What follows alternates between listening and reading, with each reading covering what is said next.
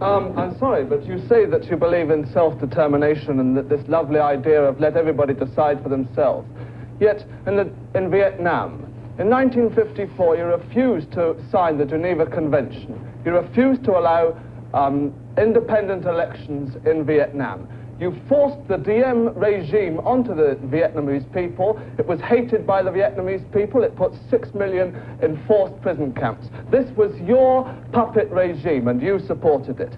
You've refused to come to the negotiations with the Viet Cong, and you've shown that every time you ask for a peace talk, all you do is escalate the war.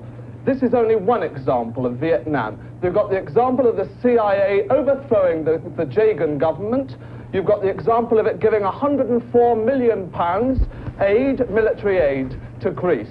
There are so many examples of America refusing to allow a people to determine for itself what government it would have. Now, are you talking about a people determining what government they'll have, or are you talking about a faction within a country that wants to take over and dictate the system to a country? Now, I disagree. About the Diem regime. Would you say that the Diem regime was a popular one, or was it one which you imposed on a people and which the people then rebelled against? I doubt that you could make much of a case. I challenge your history.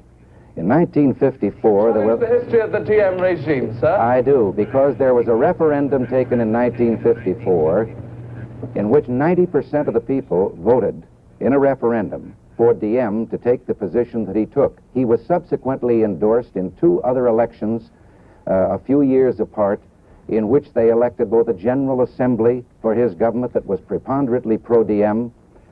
They re-elected him to his position. We could hardly have installed a puppet regime at a time when we had less than 700 unarmed military advisors, many of them non-commissioned officers, helping to teach the South Vietnamese how to organize an army for protection against guerrillas in their own country. Are you saying that you approve of the activities of the Diem regime? What activities? You approve that they put 6 million in forced prison camps and that the American advisors did nothing but help them in this? I challenge your history again. There is absolutely no record that 6 million people were put in concentration camps. They only have 16 million to begin with. Now, I'd also like to challenge something else about the supposed evils of the Diem regime. I do approve of Diem's land reform, in which he took from the great Mandarin holdings and began to make land available to the peasants and to the people of Vietnam who had never owned land before.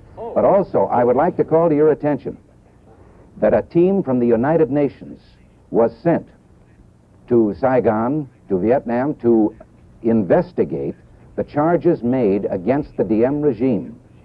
They did investigate those, but as they returned to this country, Diem was assassinated, which I think was one of the great tragedies of this whole conflict.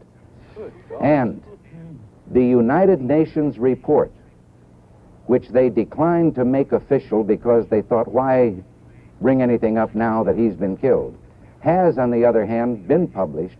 There has been public access to it, and the United Nations report completely cleared the Diem regime of any of the charges that had been brought against it.